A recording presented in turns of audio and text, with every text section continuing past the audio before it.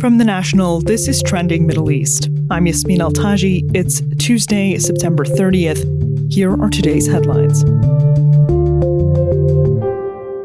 President Donald Trump has unveiled a detailed plan to end the war in Gaza.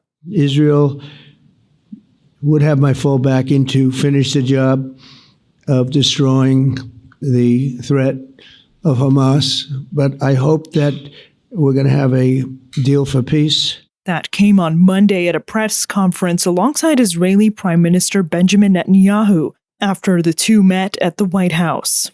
The plan would also redevelop the enclave and set the region on the path for what Trump promised could be, quote, eternal peace. The White House released a 20-point plan that said Gaza would become, quote, a de-radicalized terror-free zone, unquote, that will be redeveloped for the benefit of Gazans. Netanyahu said he supports the proposal. If it's also accepted by Israel and Hamas, the war will end immediately, according to the plan, and all remaining hostages would be released within 72 hours.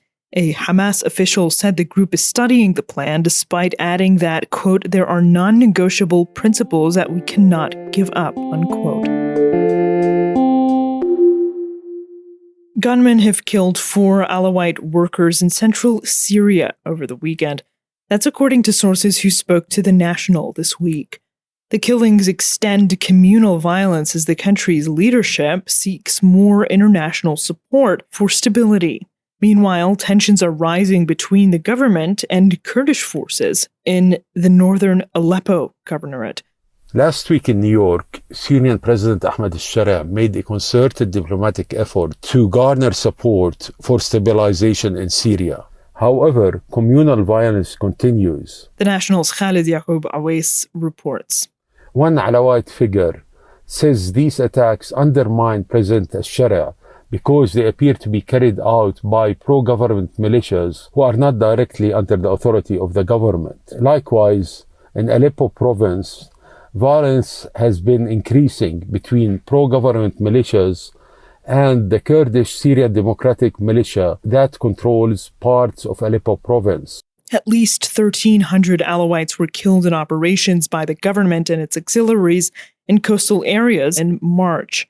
The government said that the operations were aimed to destroy remnants of the previous regime, but acknowledged that violations were committed. In the south, the status of the mostly Druze governorate of Sweda remains unresolved after Israeli intervention in July foiled a military takeover by the central authorities.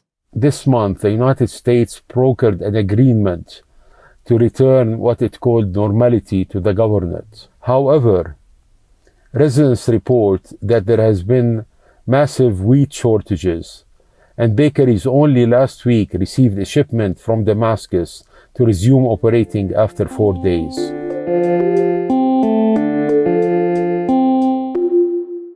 The UAE has unveiled a series of changes to visas and rolled out some new ones. Rule updates announced on Monday are aimed at attracting diverse talent and bolstering industries like tourism. The Federal Authority for Identity, Citizenship, Customs, and Port Security, or ICP, oversees visa programs. It announced the changes are meant to support the UAE strategy of promoting global openness, attracting talent, entrepreneurs, and specialists. That applies particularly to technology, AI, entertainment, and tourism. New visit visa categories for experts in artificial intelligence, entertainment, events, cruise ships, and leisure boats were introduced under the strategy. That's all for this morning's headlines. You can get these stories and follow more of our coverage at thenationalnews.com. Yasmin Al-Taji, The National.